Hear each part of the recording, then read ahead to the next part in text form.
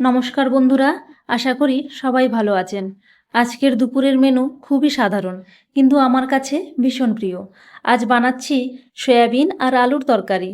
সঙ্গে থাকবে গরম গরম ভাত, ডিমের সেদ্ধ, পাঁপড় আর একটু চাটনি। প্রথমে রান্নাটা সেরে নিই, তারপর আপনাদের সঙ্গে একটু গল্প করব। বন্ধুরা, জীবনের সব সময় বড় বড় জিনিস যে সুখ দেয় তা কিন্তু নয়। অনেক সময় একটা সাধারণ দুপুর, নিজের হাতে রান্না করা খাবার আর একটু শান্ত সময় মনকে অনেকটা ভালো করে দেয়। আমরা সবাই নিজের নিজের জীবনে লড়াই নিয়ে ব্যস্ত। কারোর মুখে হাসি দেখলে মনে হয় যে খুব ভালো আছে, কিন্তু প্রত্যেক মানুষের ভেতরই না বলা কিছু গল্প থাকে।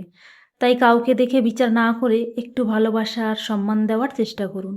জীবন খুব ছোট।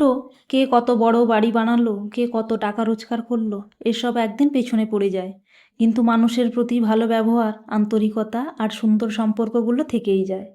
আজকের এই সাধারণ সয়াবিন আলুর তরকারি হয়তো খুব সাধারণ একটা খাবার, কিন্তু এর মধ্যে আছে পরিশ্রম, ভালোবাসা আর পরিবারের জন্য কিছু করার আনন্দ।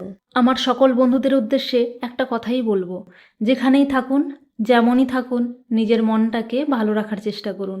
আর দিনের শেষে যা আছে তার জন্যে কৃতজ্ঞ থাকুন। দেখতে দেখতে আজকে রান্নাটাও শেষ হয়ে গেল।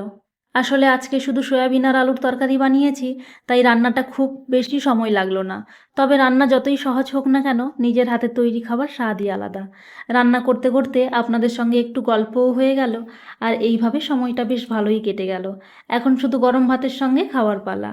আর একটা কথা, আজকে তোমাদের বাড়িতে দুপুরে কি রান্না হয়েছে বা কী খেয়েছো সেটা আমাকে অবশ্যই কমেন্টে জানিও। আমি কিন্তু সবার কমেন্ট পড়ার চেষ্টা করি। তোমাদের রান্নার মেনু জানতে আমার খুব ভালো লাগে। আর যদি আমার কাছে কিছু জানতে চাও, কোনো প্রশ্ন থাকে অথবা কোনো বিষয়ে আমার মতামত জানতে ইচ্ছে করে, তাহলে নির্দ্বিধায় কমেন্ট বক্সে লিখতে পারো। সময় পেলেই উত্তর দেওয়ার চেষ্টা করব। তোমাদের সঙ্গে এই ছোট ছোট মুহূর্তগুলো ভাগ করে নিতে সত্যিই ভালো লাগে। আজকের মতো এখানে এই ভিডিওটি শেষ করলাম। আবার দেখা হবে নতুন কোনো ভিডিওতে। ততক্ষণ তোমরা সবাই ভালো থেকো, সুস্থ থেকো আর নিজের খেয়াল রেখো।